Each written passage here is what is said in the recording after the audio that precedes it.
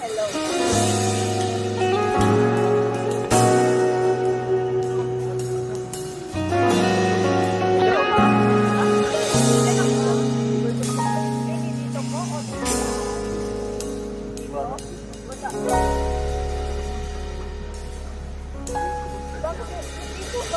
man araw-araw na nakangiti,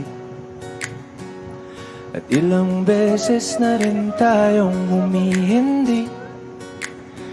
Di na mabilang ang ating mga kampuhan, away bati natin di na namamalayan. Eto tayo, ngunit sa huli palagi